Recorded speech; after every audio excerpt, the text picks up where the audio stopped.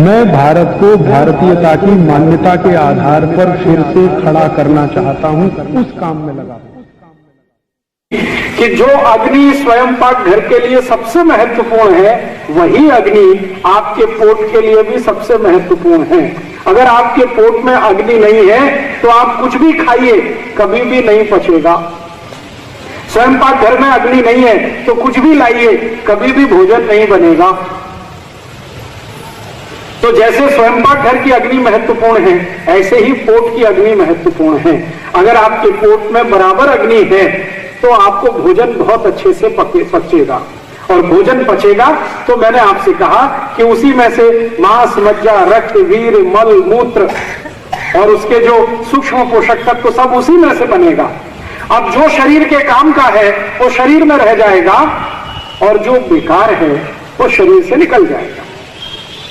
आपके शरीर के जो काम का नहीं है वो मल है और मूत्र है, तो वो मल और मूत्र तो निकल जाएगा, बाकी जो कुछ है वो शरीर के काम का है तो शरीर में रह जाएगा।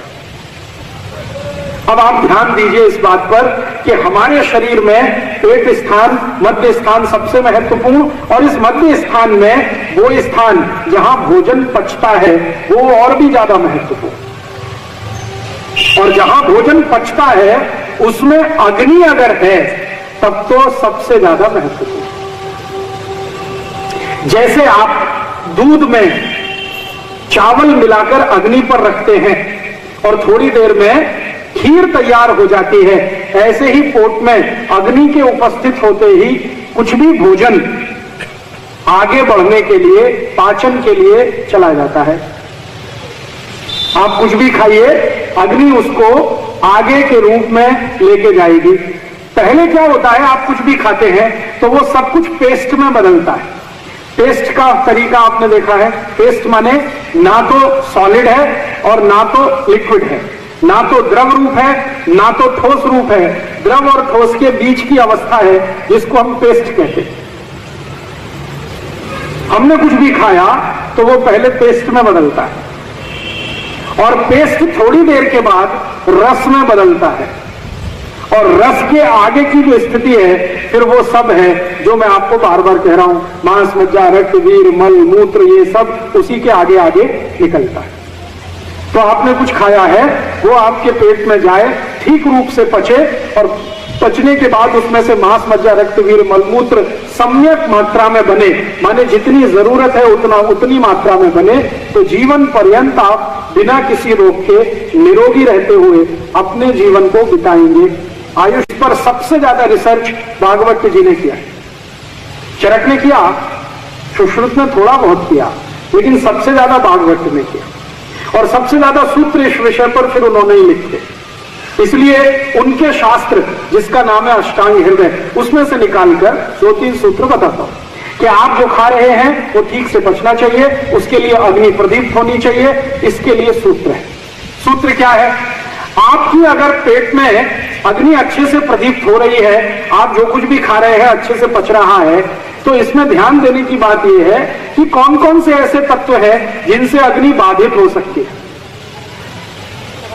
कौन कौन से ऐसे तत्व हैं जिनसे अग्नि बाधित हो सकती है। अब मैं आपसे एक सरल प्रश्न पूछूं तो आपको तुरंत ये ध्यान में आएगा। आपके स्वयं पाक घर में आपने भोजन बनाना है, मान लीजिए खीर बनानी है, आपने दूध और चावल दोनों मिलाकर रख दिया, आपकी गैस जल रही है, बर्नर ऑन है और वो खीर बन रही है। अब अगर मैं इस बर्नर को जलते हुए पानी डाल दूं,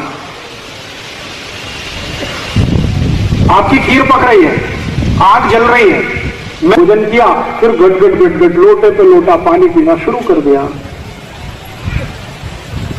अब क्या होगा? अग्नि बुझेगी, क्योंकि पानी और अग्नि की दुश्मनी है। अब लोटे पे लोटा पानी पीते जाएंगे तो अग्नि तो बुझ गई, अब भोजन कैसे पचेगा? स्वयं पाक घर में भोजन कैसे बनेगा? अगर अग्नि बुझ गई, पानी डाल दिया, तो वहां जो स्थिति है वो ही पेट में हो जाएगी। और अगर भोजन नहीं पचेगा तो फिर क्या करेगा? सड़ेगा। और सड़ा हुआ भोजन भागवत ऋषि के अनुसार 103 रोग पैदा करेगा। एक नहीं, 103। आयुर्वेदिक उपचार के सभी दर्शकों को सादर वंदे। दोस्तों, यदि आपको भी भाई श्री राजीव दीक्षित जी के इन दुर्लभ व्याख्यानों से लाभ पहुंचा है तो नीचे जय श्री राजीव दीक्षित, जय गोमाता, वंदे मातरम लिख सकते हैं। दोस्तों, आप सभी ने अपना बेशकीमती समय निकालकर भाई श्री राजीव दीक्षित जी के ये अद्भुत व्याख्यान सुने एवं इसके लिए आप सभी का तहे दिल से धन्यवाद। लेकिन दोस्तों, आज के इस समय में केवल इन व्याख्यानों को देखना या सुनना ही काफ़ी नहीं है। इन दुर्लभ व्याख्यानों को आप अपने चित परिचित एवं दोस्तों तक शेयर कीजिए ताकि समाज का प्रत्येक व्यक्ति इन सभी चीज़ों का महत्व समझ सके एवं इनका लाभ उठा सके। इसी के साथ जय राजीव दीक्षित, जय गोमाता, वंदे मातरम।